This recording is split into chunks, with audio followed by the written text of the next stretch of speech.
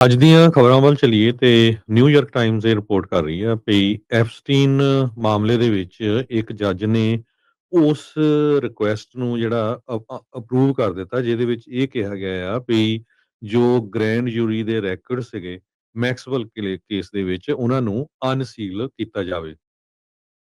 ਸੋ ਇਹ ਰੂਲਿੰਗ ਜੱਜ ਨੇ ਉਸ ਬੇਸ ਦੇ ਉੱਤੇ ਕਹੀ ਆ ਜਿੱਥੇ ਪ੍ਰੈਜ਼ੀਡੈਂਟ ਟਰੰਪ ਉਹਨਾਂ ਨੇ ਕਿਹਾ ਵੀ ਜਸਟਿਸ ਡਿਪਾਰਟਮੈਂਟ ਨੂੰ ਸਾਰੇ ਹੀ ਜਿਹੜੇ ਡਾਕੂਮੈਂਟਸ ਆ ਉਹ ਰਿਲੀਜ਼ ਕਰ ਦੇਣੇ ਚਾਹੀਦੇ ਆ। ਇਹ ਮੈਨਹਟਨ ਦਾ ਫੈਡਰਲ ਜੱਜ ਆ ਜਿਸ ਨੇ ਅੱਜ ਸਵੇਰੇ ਜਿਹੜਾ ਆ ਇਹ ਜਸਟਿਸ ਡਿਪਾਰਟਮੈਂਟ ਦਾ ਮੋਸ਼ਨ ਵੀ ਸਾਰੇ ਰੈਕੋਰਡ ਅਨਸੀਲ ਕੀਤੇ ਜਾਣ। ਗ੍ਰੈਂਡ ਜੂਰੀ ਇਨਵੈਸਟੀਗੇਸ਼ਨ ਜੋ ਗਿਸਲੇਨੀ ਮੈਕਸਵੈਲ ਦੇ ਮਾਮਲੇ ਦੇ ਵਿੱਚ ਹੋਈ ਸੀ ਜੋ ਕਿ ਜੈਫਰੀ ਐਪਸਟੇਨ ਦੀ ਬਹੁਤ ਲੰਮੇ ਸਮੇਂ ਤੋਂ ਮਿੱਤਰ ਸੀ ਤੇ 20 ਸਾਲਾਂ ਤੋਂ ਉਹ 20 ਸਾਲਾਂ ਦੀ ਸਜ਼ਾ ਜਿਹੜੀ ਆ ਸਰਵ ਕਰ ਰਹੀ ਆ। 2021 ਦੇ ਵਿੱਚ ਇਸ ਨੂੰ ਸੈਕਸ ਟ੍ਰੈਫਿਕਿੰਗ ਏ ਮਾਈਨਰ ਤੇ ਹੋਰ ਕਾਊਂਟਸ ਦੇ ਵਿੱਚ ਚਾਰਜ ਕੀਤਾ ਗਿਆ ਸੀ। ਜੱਜ ਪੌਲ ਏ ਈਗਲ ਮੇਅਰ ਉਹਨਾਂ ਨੇ ਇਹ ਕਿਹਾ ਆ ਵੀ ਲਾ ਜਿਹੜਾ ਆ ਉਹ ਕਾਂਗਰਸ ਨੇ ਪਾਸ ਕਰ ਦਿੱਤਾ ਸੀ ਜਿਹਦੇ ਵਿੱਚ ਜਸਟਿਸ ਡਿਪਾਰਟਮੈਂਟ ਨੂੰ ਰਿਕੁਆਇਰ ਕੀਤਾ ਗਿਆ ਸੀ ਕਿ ਸਾਰੀਆਂ ਹੀ ਫਾਈਲਾਂ ਜੋ ਮਿਸਟਰ ਐਪਸਟੀਨ ਦੇ ਕੇਸ ਦੇ ਵਿੱਚ ਆ ਉਹ ਦਸੰਬਰ 19 ਤੱਕ ਰਿਲੀਜ਼ ਕਰ ਦਿੱਤੀਆਂ ਜਾਣ।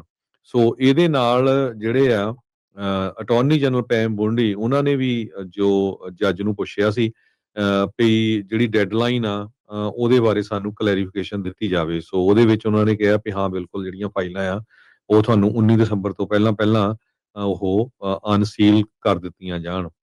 ਸੋ ਮਿਸ ਬੌਂਡੀ ਉਹਨਾਂ ਨੇ ਇੱਕ ਹੋਰ ਜੱਜ ਤੋਂ ਵੀ ਪੁੱਛਿਆ ਸੀ ਵੀ ਜਿਹੜੀਆਂ ਅਨਸੀਲ ਗ੍ਰੈਂਡ ਜੂਰੀ ਮਟੀਰੀਅਲਸ ਆ ਇਨਵੈਸਟੀਗੇਸ਼ਨ ਮਿਸਟਰ ਐਪਸਟੀਨ ਫਾਈਲ ਦਾ ਜਿਸ ਨੂੰ ਇੰਡਾਈਟ ਕੀਤਾ ਗਿਆ ਸੀ ਸੈਕਸ ਟ੍ਰੈਫਿਕਿੰਗ ਚਾਰਜ ਜੁਲਾਈ 2019 ਚ ਤੇ ਡਿਟੇਨ ਕੀਤਾ ਗਿਆ ਸੀ ਪੈਂਡਿੰਗ ਟ੍ਰਾਇਲ।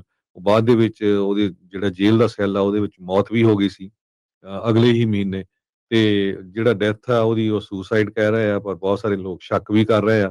ਸੋ ਜੱਜ ਨੇ ਉਸ ਕੇਸ ਦੇ ਵਿੱਚ ਹਜੇ ਤੱਕ ਕੋਈ ਰੂਲ ਨਹੀਂ ਕੀਤਾ ਹੈਗਾ।